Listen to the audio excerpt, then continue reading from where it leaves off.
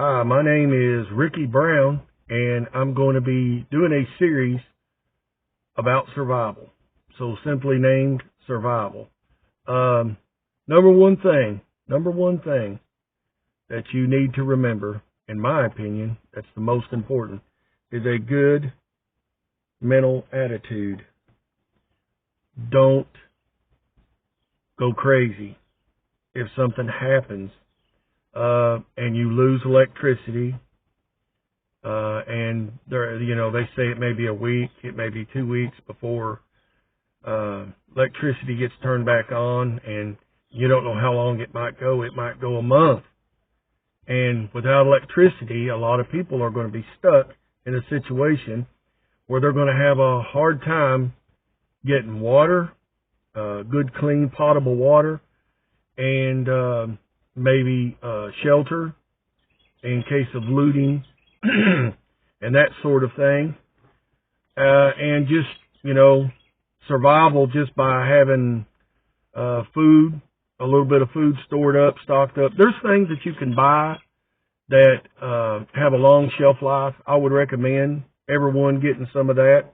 I myself personally have a good amount of survival food hidden, and in case something happens, it's a good idea to have. I mean, one thing that's easy to put away in pickle jars and that sort of thing is soup beans, uncooked soup beans, rice, macaroni, vermicelli, that sort of thing, rotini, all of those things, because you can put them away.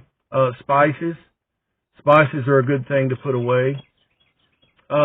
Anything that you can put away, especially you want to get some meats that will stay good, because you can mix those in with tomatoes, and you can live pretty good on a lot of stuff that's canned if you have to. And you can always build a fire somewhere if you're not living right in town. I guess that would be a whole different series that I might have to address, is if you live in town. I live out in the country, so it would be no problem for me to fire up a grill and cook whatever I need to cook and be left alone pretty much. But you got to have that water. You need a good mental attitude too. That's number one, I think. Number two would be water. You need a supply of water. And number three, you need shelter. Shelter is important, at least to keep the rain off of you.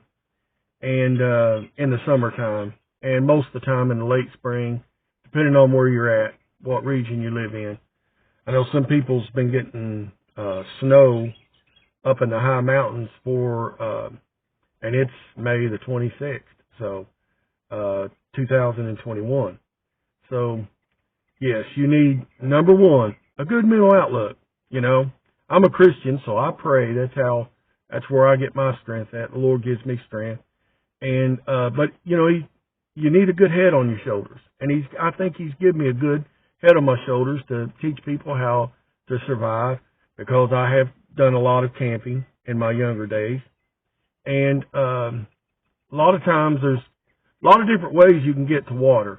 You don't necessarily have to get water from a creek, although you can get water from a creek as long as you've got some way to sterilize that water. And I might even show how to build a real nice filtering system for somebody. And I'll cover that probably later on. But right now, I just want you to know the steps. And I want you, number one, to have a good mental outlook on it. Don't panic. I panicked one time when I went hunting, and this was years ago. There was still a lot of canopy.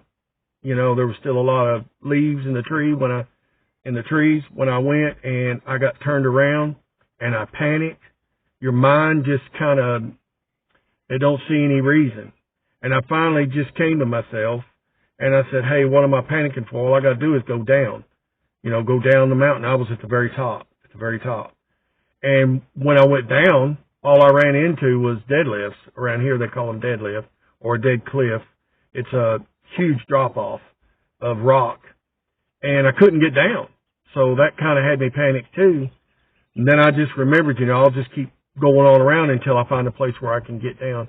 And I finally did get down. I had to walk 2 or 3 miles to get back to home, but I did get down. I calmed down, because if you panic, you're going to make some bad decisions. You don't need to make bad decisions.